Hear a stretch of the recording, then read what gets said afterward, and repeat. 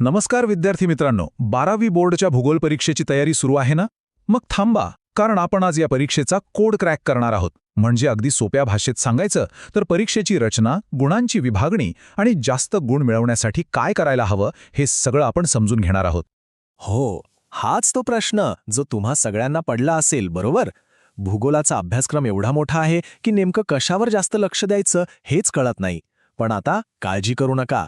आजच्या या विश्लेषणातून आपल्याला याच प्रश्नाचं अगदी अचूक उत्तर मिळणार आहे.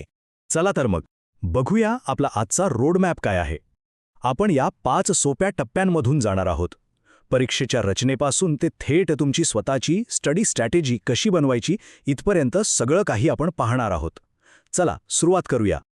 सगळ्यात आधी एक गोष्ट लक्षात घ्या, बोर्डाची परीक्षा म्हणजे काही मोठं संकट नाहीये.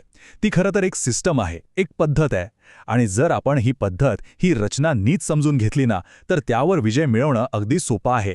चला तर मग याच रचनेपासून सुरुवात करूया. आता आपण या कोडमधला पहिला आणि सगळ्यात महत्त्वाचा भाग उलगडणार आहोत. तो म्हणजे गुणांची विभागणी.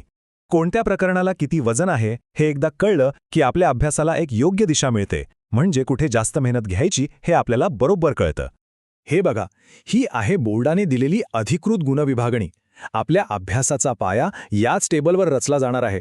यातून आपल्याला अगदी स्पष्टपणे कळेल की कोणती प्रकरणं आपल्यासाठी हिरो आहेत आणि कोणत्या प्रकरणांवर किती वेळ द्यायचा. आता इथे एक खूप इंटरेस्टिंग गोष्ट आहे. ही 3 प्रकरणं बघा. लोकसंख्या भाग 1, प्राथमिक आर्थिक क्रिया आणि द्वितीयक आर्थिक क्रिया. या तिघांनाही प्रत्येकी 17 गुण आहेत. म्हणजे विचार करा, तुमच्या एकूण गुणांपैकी केवढा मोठा वाटा फक्त आणि फक्त याच 3 प्रकरणांचा आहे. आणि म्हणूनच हा डेटा इतका महत्त्वाचा आहे. याचा सरळ अर्थ आहे की फक्त तास न तास अभ्यास करत बसण्यापेक्षा तोच वेळ योग्य ठिकाणी लावणं जास्त हुशारीचं आहे. स्मार्ट वर्क करायचं आहे. हार्ड वर्क तर सगळेच करतात. ओके, तर कोणत्या प्रकरणांवर लक्ष द्यायचं हे तर कळलं. पण आता हे गुण मिळवायचे कसे?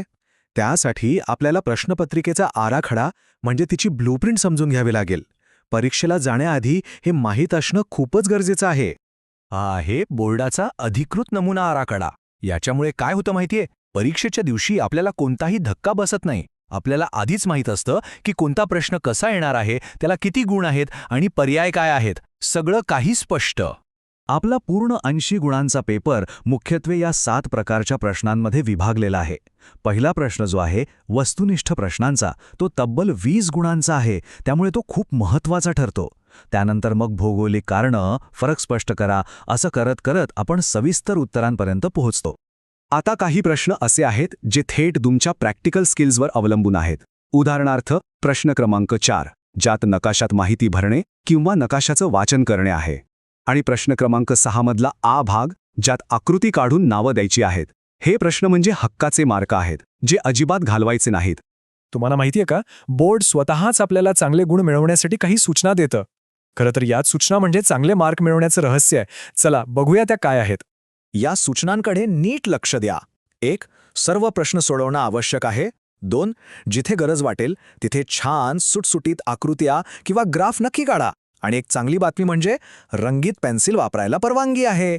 याने तुमची उत्तरपत्रिका अजून चांगली दिसेल. आणि सर्वात महत्त्वाचं, ती नकाशा पुरवणी मुख्य उत्तरपत्रिकेला जोडायला अजिबात विसरू नका. ही नकाशा पुरवणी म्हणजे काय, तर नकाशाच्या प्रश्नांसाठी तुम्हाला एक वेगळा कागद दिला जातो आणि अनेक जण तो मुख्य उत्तरपत्रिकेला जोडायचं विसरतात आणि त्यांचे हक्काचे मार्क जातात. त्यामुळे ही एक छोटीशी पण खूप खूप महत्त्वाची गोष्ट आहे जी लक्षात ठेवायचीच आहे. चला, आत्तापर्यंत आपण गुणांची विभागणी बघितली, प्रश्नपत्रिकेचं स्वरूप पाहिलं आणि महत्त्वाच्या सूचनाही समजून घेतल्या. आता या सगळ्या माहितीला एकत्र करून तुमची स्वतःची एक जबरदस्त अभ्यासाची रणनीती कशी तयार करायची ते पाहूया.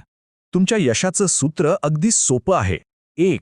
जास्त गुण असलेल्या प्रकरणांवर फोकस करा. 2. प्रश्नपत्रिकेचा आराखडा अगदी तोंडपाठ करा. आणि 3. नकाशा आणि आकृत्या काढण्याचा भरपूर सराव करा. बस, या 3 गोष्टी केल्यात की भूगोलात उत्तम गुण मिळण्यापासून कोणीही रोखू शकत नाही. तर मग आता या सगळ्या माहितीच्या आधारावर एक विचार करा. अभ्यासात आता कोणत्या प्रकरणावर किंवा कोणत्या प्रश्न प्रकारावर तुम्ही सगळ्यात जास्त लक्ष केंद्रित करणार आहात. तुमची रणनीती आत्ताच ठरवा आणि पूर्ण आत्मविश्वासाने तयारीला लागा. परीक्षेसाठी खूप खूप शुभेच्छा.